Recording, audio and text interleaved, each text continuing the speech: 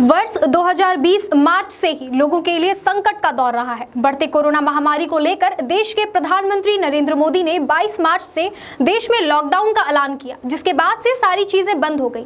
वहीं अनलॉक के तहत कई चीजें खुली तो जरूर, लेकिन शिक्षण संस्थान आज भी बंद का दंश झेल रहे हैं।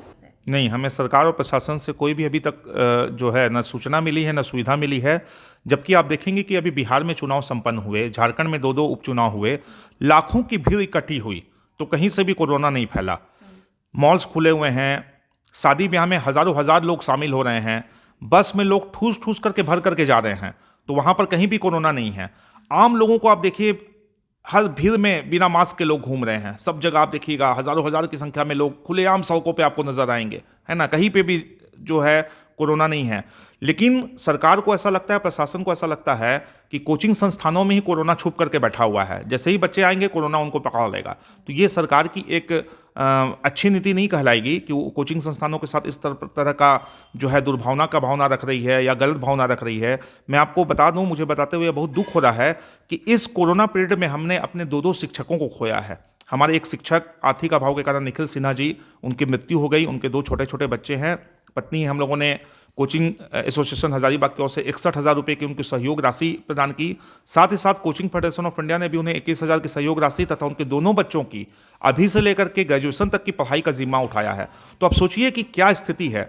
कितने कोचिंग संचालकों ने अपने कोचिंग संस्थान को बंद कर दिया है। कितने कोचिंग संचालक अपने भवन मालिक को किराया दे पाने की स्थिति में नहीं है, वो अपने बेंच डेस्क को बेचने पर मजबूर हो गए हैं।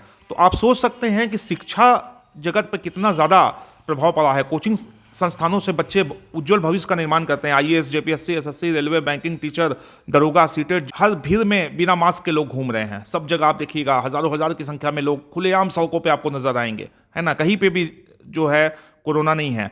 लेकिन सरकार को ऐसा लगता है, प्रशासन को ऐसा लगता है कि कोचिंग संस्थानों में ही कोरोना छुप करके बैठा हुआ है। जैसे ही बच्चे आएंगे कोरोना उनको पकड़ लेगा। तो ये सरकार की एक अच्छी नीति नहीं कहलाएगी कि वो कोचिंग संस्थानों के साथ इस तरह का जो है दुर्भावना का भावना रख रही है या गलत भावना रख रही है। मैं आपको बता दूं, मुझे बताते हुए बहुत दुख हो रहा है कि इस कोरोना पीरियड में हमने अपने दो शिक्षकों को खोया है। हमारे एक शिक्षक आर्थिक अभाव के कारण निखिल सिन्हा जी, उनकी मृत्यु हो गई। उनके दो छोटे बच्चे हैं, पत्नी। हम लोगों ने कोचिंग एसोसिएशन हजारीबाग की ओर से 61,000 रुपये की उनकी सहयोग राशि प्रदान की। साथ ही साथ कोचिंग फेडरेशन ऑफ इंडिया ने भी उन्हें 21,000 की सहयोग राशि तथा उनके दोनों बच्चों की अभी से लेकर के ग्रेजुएशन तक की पढ़ाई का जिम्मा उठाया है। तो अब सोचिए कि क्या स्थिति है।